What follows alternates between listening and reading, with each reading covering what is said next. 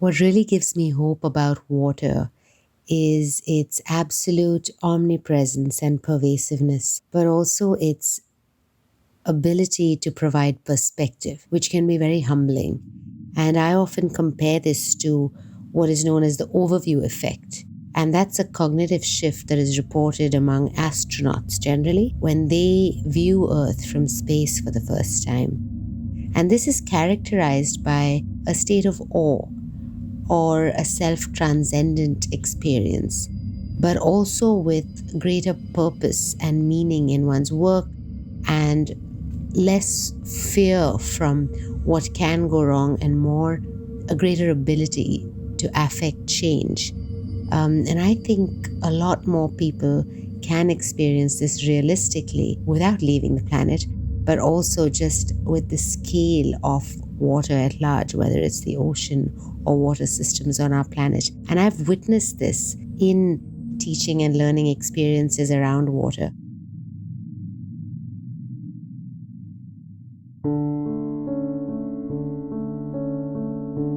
Welcome to the Subverse. I'm your host, Susan Matthews.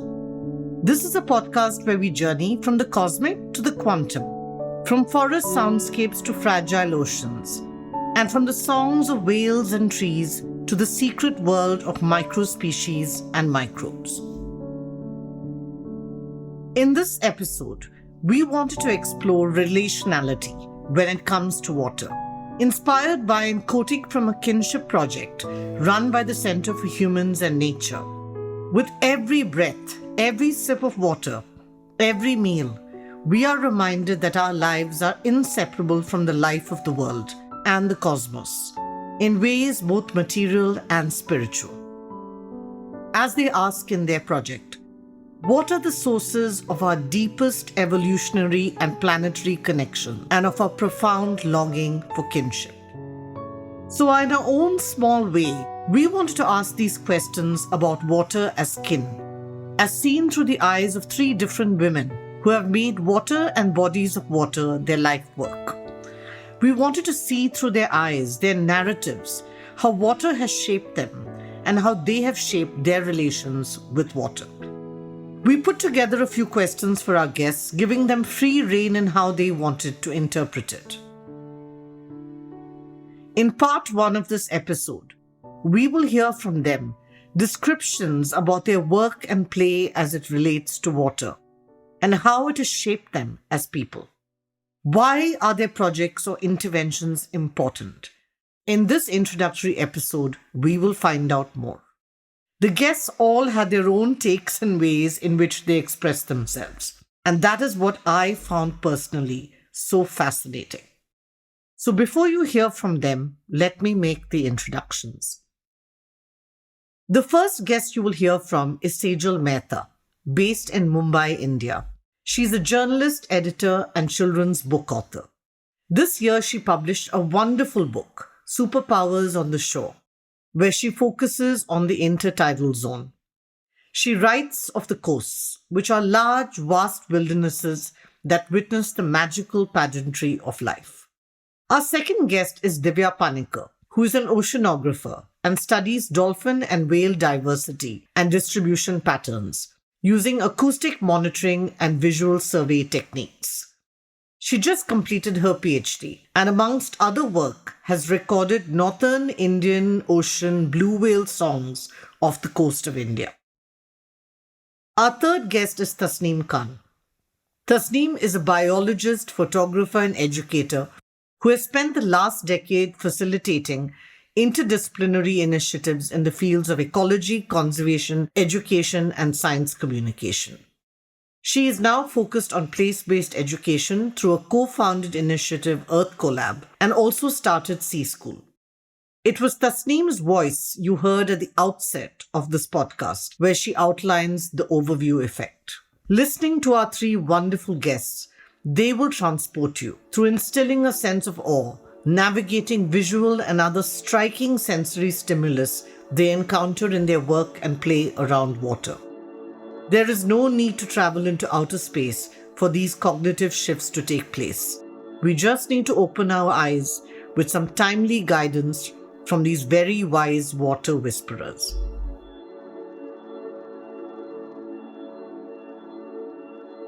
My name is Sejal Mehta.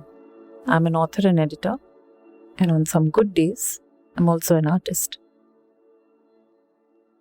As a writer, I've always been attracted to stories and topics that have yet not been discussed in detail. And I'd like to say these things to audiences that are not yet charmed by those topics. And in that, I think the intertidal zone, the coasts of our country, they reveal themselves as places brimming with stories. I've been a Bombay girl all my life. I've gone to the beach on several occasions. I've visited coasts across the world. And I never really understood what it was that I had not yet seen. It's the truth of a superpower that it operates in plain sight. And that's what the coastline actually meant to me.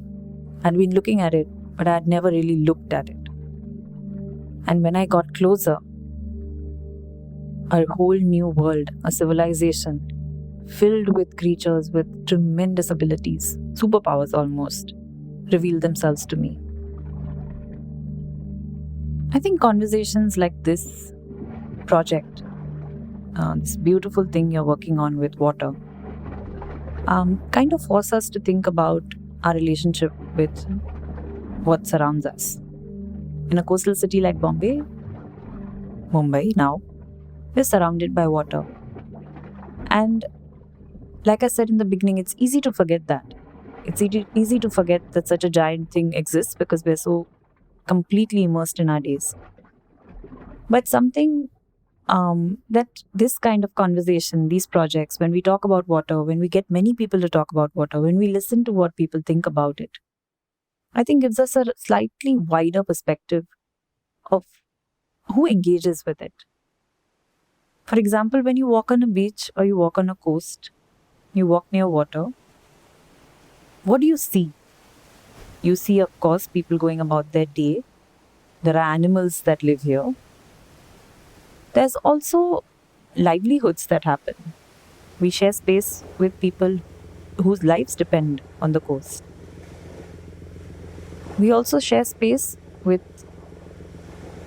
people who do their business there, people who come from far off places to do their business.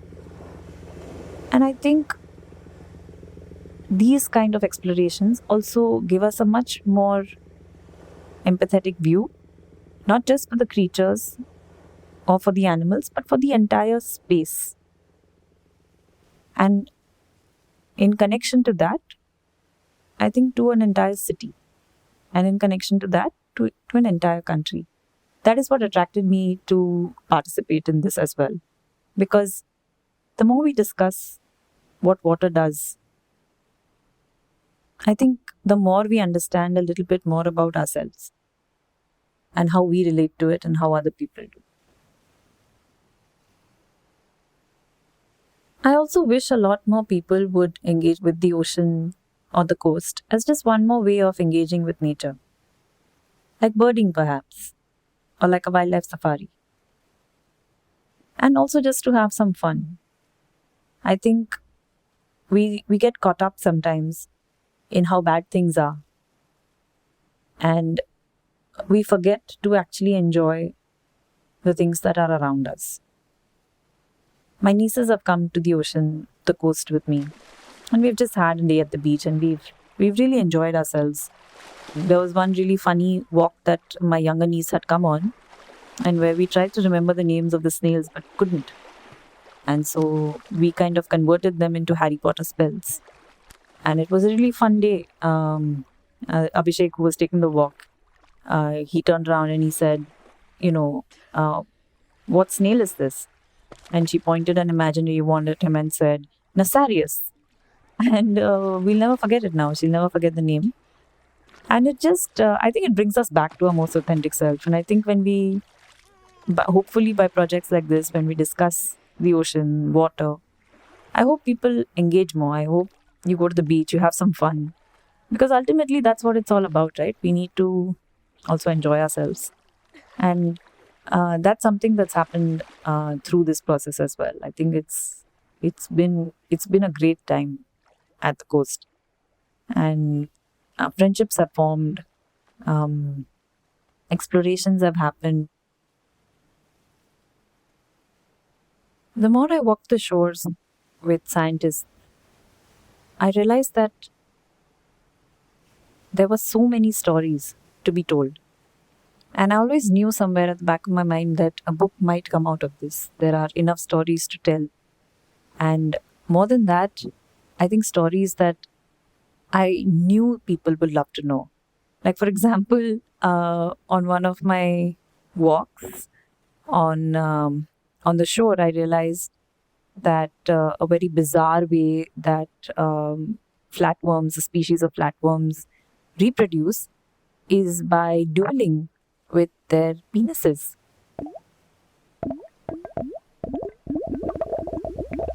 And when I heard that for the first time, I was aghast and also, as a writer, morbidly delighted. And I said, "This, I have to write about this." And so many more things like that. That there's a cone snail, a snail that kind of harpoons its prey with a venomous tooth, and it's sort of like Hawkeye from the Marvel universe. And so many animals that I realized could regenerate, like Deadpool. And in my mind, every time I was listening to these stories and making these comparisons in my head, I was like, oh my God, this is a place full of superpowers. And I always knew that a book will come out of this. And happily, early 2020, just at the start of this unbelievably unfortunate and horrible pandemic, Penguin Random House gave me an offer to write this book, which is out now and is doing really well, I'm happy to say. It's called Superpowers on the Shore, and that's exactly what it does. It takes you through the creatures that live here, through the powers that they have. And I've also talked about why would a shore creature need superpowers? It's because the intertidal zone is a really tough space. And why is it a tough space? It's because imagine this kind of circumstance for a home. You get harsh sunlight through the day, there's desiccation. You get cool moonlight in the night. Several times a day, the tide comes in, saline water comes in and goes out. There are predators from the shallows, there are predators from the deep. And there is an endless cycle of impermanence. Animals build their homes, creatures build their homes, the tide comes in, things get broken, they build it again and again. So, it's a harsh space. It's quite harsh to live here. And I think it was an intensely fascinating space to me. And the book was agonizing to write and also rewarding in equal parts. Many nights of like one poring over science papers and crying to myself and saying, why did I ever do this? But I think the exploration has meant that there are stories to tell. And it's told in a really simple manner. And I'd like to read you a para from it that tells you sometimes how simple science communication can be. It's a bit simplistic when you think about it, but I'd like you to listen to it and take it in.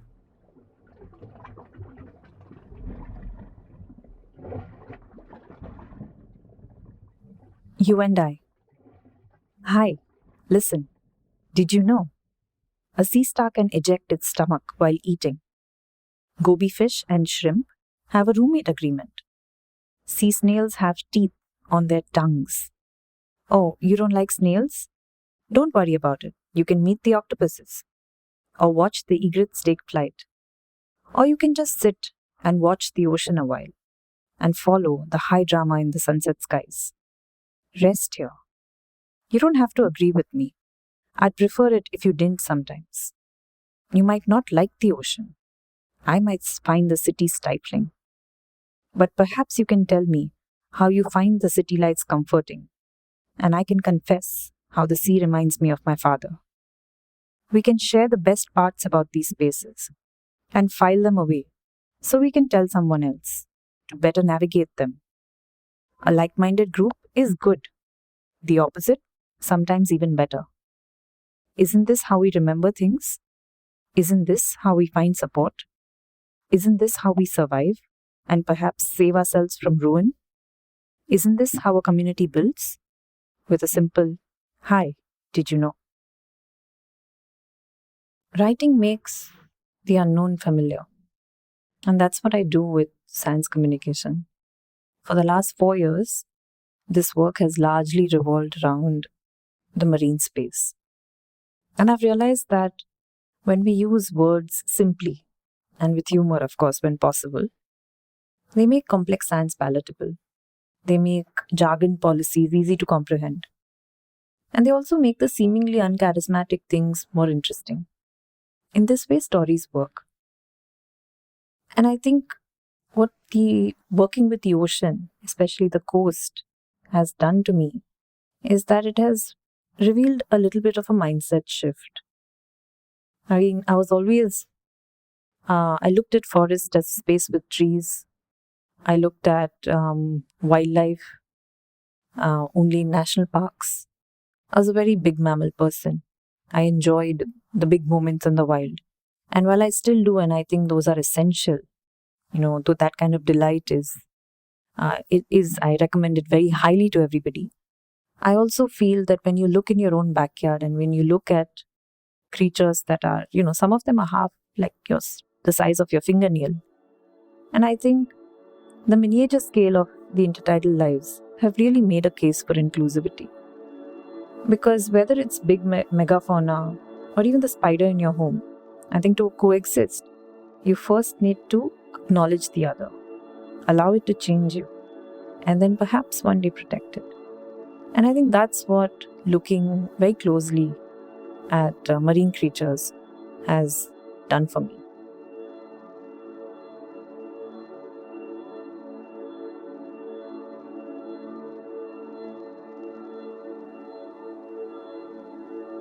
Hi, I'm Divya Panika. So this project sounded really exciting. I first heard about this idea from Yamni and later from Susan. I just really liked the concept of exploring this theme of water, which is really large, through storytelling. So most of all, I was just curious to hear what kind of stories others would be talking about, the experiences of people. And I was also excited to share my own little piece in this. So I just thought that this would be a really interesting thing that I myself would like to tune into as a podcast.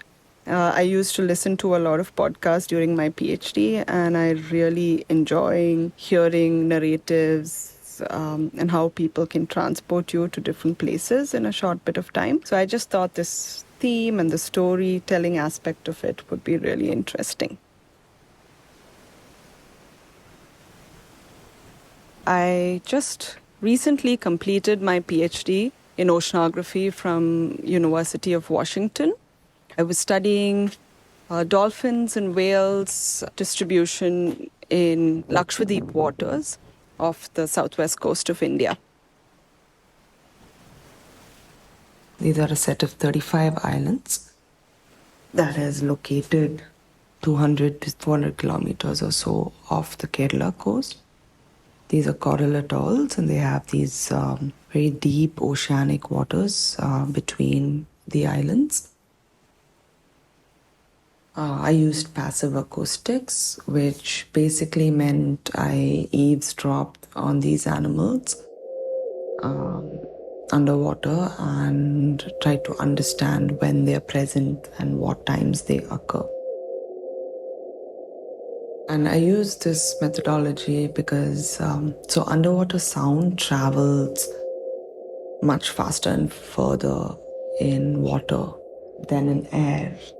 And for animals living in a very vast and often a very dark ocean, this is a great way to communicate and also sometimes navigate. So, whales and dolphins, especially, have very advanced acoustic abilities. For example, dolphins have built-in sonars that help them navigate. Whales have make these very loud and low-frequency songs that can be heard over hundreds of kilometers. So, basically, within the larger oceanographic context in Lakshadweep, I tried to understand whale and dolphin presence through their vocalizations across different seasons as well as water conditions. In addition to whales and dolphins, many other animals use sound underwater as well to communicate, navigate, and find mates. I got really interested in this entire underwater sound world or the soundscape. So, over a year, in addition to the mammals, I listened to other creatures that make sound, like fish and shrimp, as well as underwater sounds of rain, wind, waves, and even boats. And I looked at how these sounds also varied over time. For example, I looked at fish choruses that happen at dusk. So, just like birds chorus during dawn, and underwater, you can hear a whole community of fish vocalizing together at dusk, especially, and sometimes at dawn as well. I started working on marine habitats and species over 14 years ago. For one, it's been very eye-opening, discovering the underwater beauty of the coral reefs, all the different kinds of fish, the interactions they have with the reef, and so on. Learning about deep sea ecosystems, learning about how linked the climate is to the ocean. All of this has given me a much fuller appreciation to how intricately linked the ocean is for our survival and to almost every aspect of our daily lives. Personally, I work many hours out on boats and out at sea. I am searching for dolphins and whales in an open expanse. Over several days, we may catch a glimpse of a fin or a tail in the distance. On some other days, we're also graced with a whole display of dolphin jumps and somersaults and excitement in the water, just right next to our boat. And there are days when the sea is very rough, where you're only focused on holding on to the boat, keeping everyone safe, and getting back to land safely.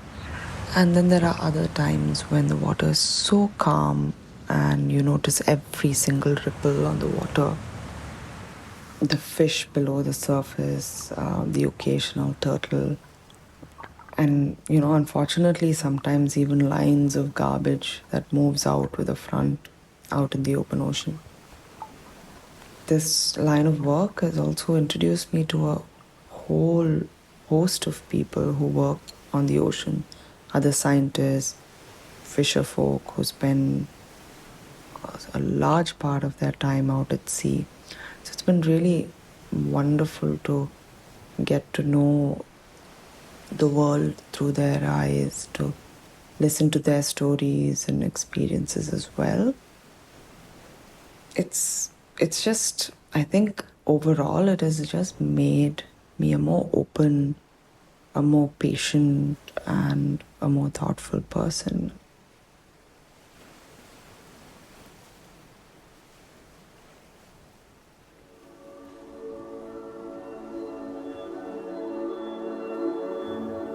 Hi, this is Tasneem.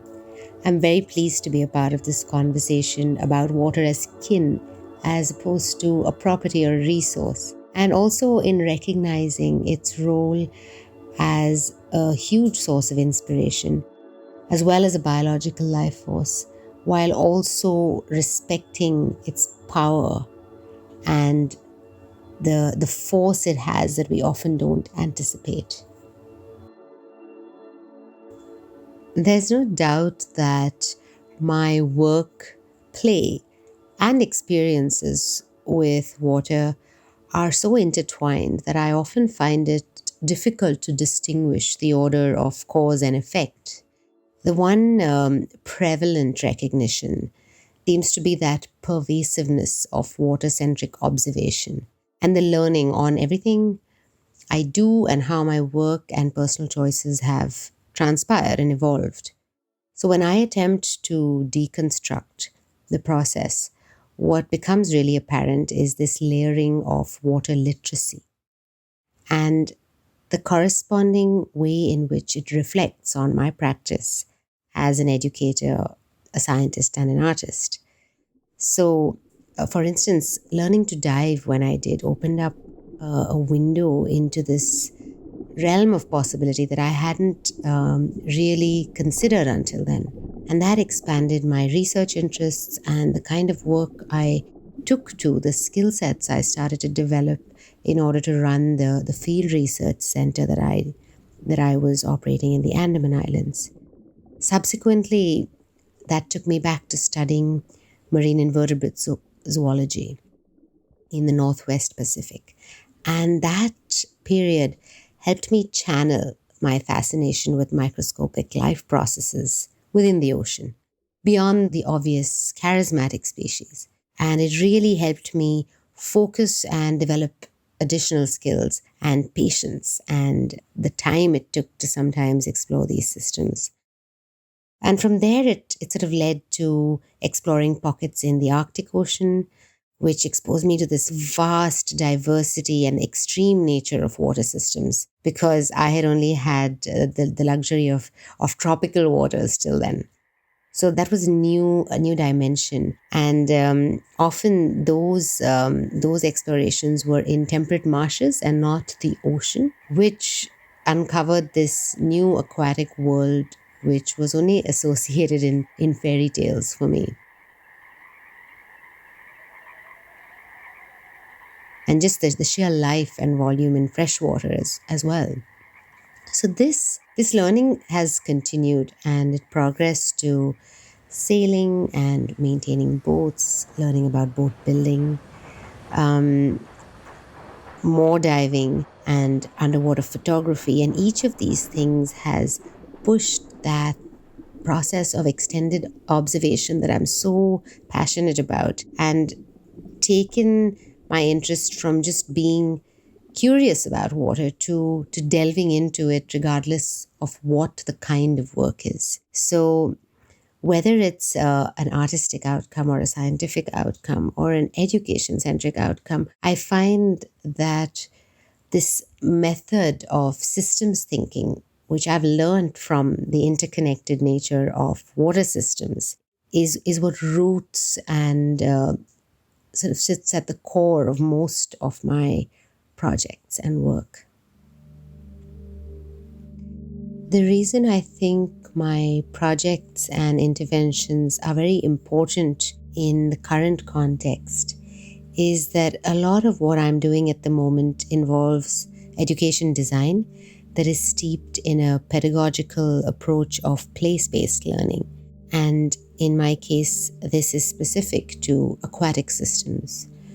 And I truly believe that the value of learning from landscape and the many parallel knowledges of place can only truly be experienced and demonstrated when we open up these channels into the field and use the field actively as our classrooms and laboratories and studios.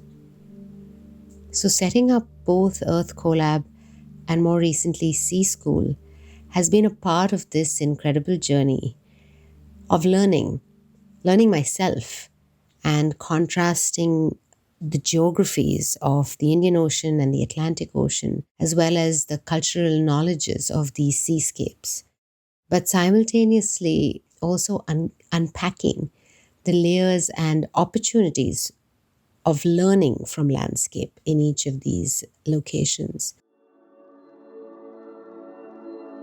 And I think that's critical in the context of both the environmental and political silos that we see today. Being and learning from a place creates this deep and resilient sense of belonging and knowledge of belonging, a sense of kinship and care for that space, the ecology of the space, and the many mediums that make it, which no amount of crisis-focused environmental awareness can actually instill. So I'm quite passionate and positive about this entry point into marine systems and marine education.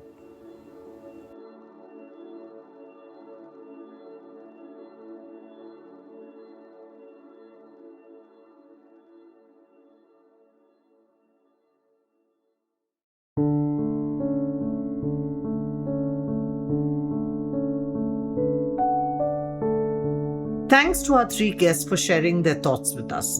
The Subverse is the podcast of Dark and Light, a digital space that chronicles the times we live in and reimagines futures with a focus on science, nature, social justice, and culture. You can follow us on Instagram at Dark and Light Zine.